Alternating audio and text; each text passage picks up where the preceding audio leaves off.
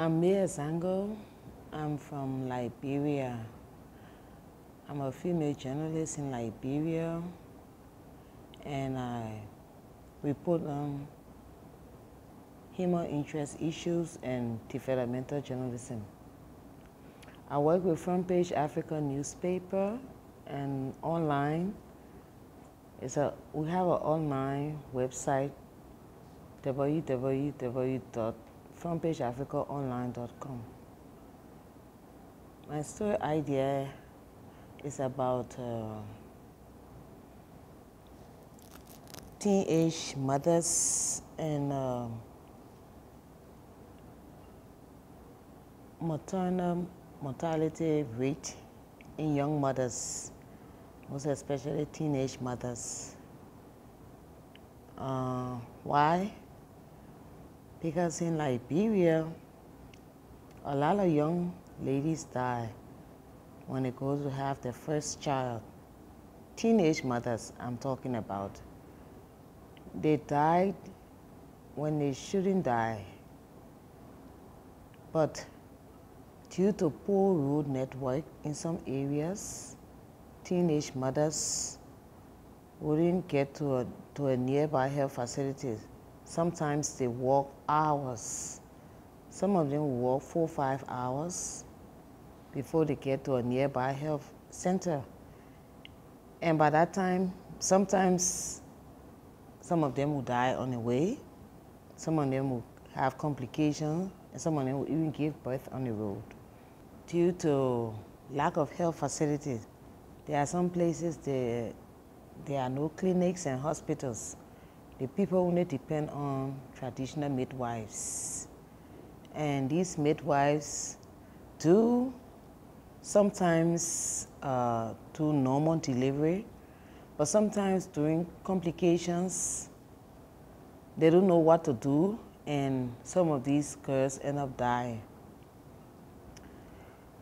Oh, it happened to me as a teen mother. At the age of 18, I was pregnant, and then I found myself in a difficult situation because the war in Liberia had just started, and then the rebels had taken over, and the country was divided. The urban area from the outskirts area of Monrovia, Liberia. So I was on the outskirts of Monrovia in Painesville, in an area called Painesville. And it was so far from town because we were cut off from the city. So we had to stay on that side. Charles Taylor soldiers were on the side I was caught up. And the Samuel Kido soldier army people were on the other side. So people leaving from Painesville to go to Central Monrovia, a lot of them were killed on the road because they call us rebel sympathizers, okay? So they would just kill you. Oh, you coming from Charles Taylor end? Oh, okay. You coming on this end to get some information. So a lot of us trapped on our side remained there.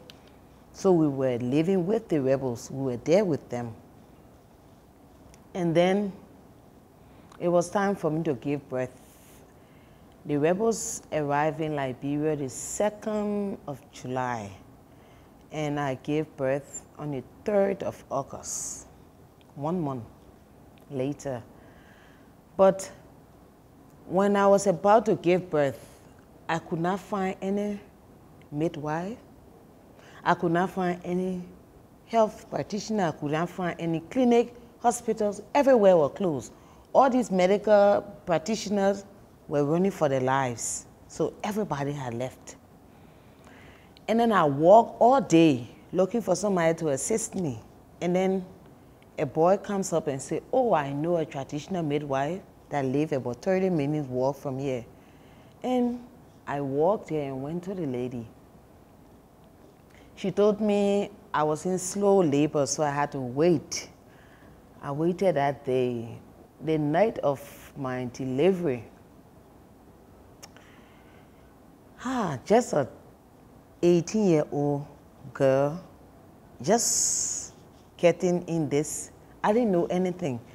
And then she told me she had 2 other persons assisting her, older woman and a young lady. And then she told me to push the baby out.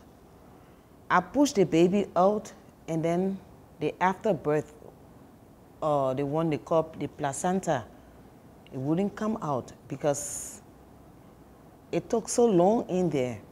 It wouldn't come out. And then she comes up to me and tells me,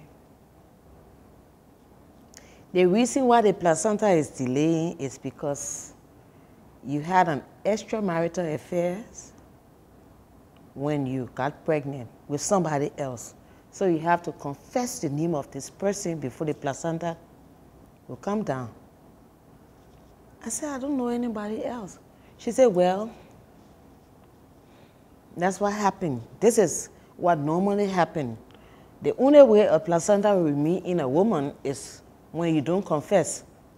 So you did something that you have to confess. Meaning you cheated on your boyfriend or your husband, whoever. I was like astonished because I haven't heard it before. But I was bleeding. Yes, a young girl on the floor bleeding profusely. I was at the point of life and death, bleeding. And then she tells me, confess. Beating my legs with swish, beating me with slippers, I should confess. And then it was getting so hard on me. She gave me a tablespoon or 2 of kerosene to drink. She said it will help the placenta to come down. And then I saw it was no way out. I looked in the ceiling and said, I just created a name of a guy. I said, oh, this guy is the one I slept with, because she said I had to confess, so I had to lie. And then she talked to a guy behind the closed door and said, oh, she has just confessed. According to her, the guy behind the closed door is the medicine man.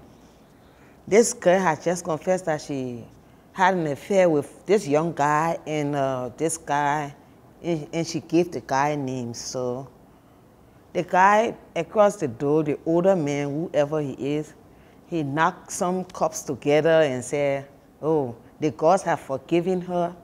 Tell her she shouldn't do it again. And she told me, since you have finished confessing, the placenta will come out.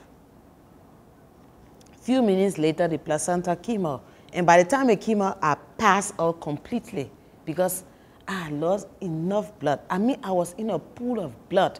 I bled so much that I couldn't make it. I thought I had died. And then the next thing I knew, they were wasting water on me so that I would come through. And then she told me, oh, Mae, I think you have to get up from this spot because the blood is too much to move on the other end. By the time I stood up, I dropped because the whole room was spinning and I couldn't see. I dropped, no blood. I had lost so much blood. I almost died. I barely survived. The story is important because a lot of women my age at that time go through the same thing in these villages where the traditional midwives still believe in myth and culture. What the woman told me was culture or myth or whatever they believe, something they've been practicing, okay, that they saw their forefathers do. So a lot of women are dying due to myth and tradition that they don't know anything of. And these women will come up and say, oh, it is because of this. The lady who is giving birth does not know better, so she will go along. And if the complication is so grave, this person will die. So now in Liberia, it is still happening in villages in Liberia because there are some places we don't have road networks. And these women are depending on the help of traditional midwives, and a lot of them die.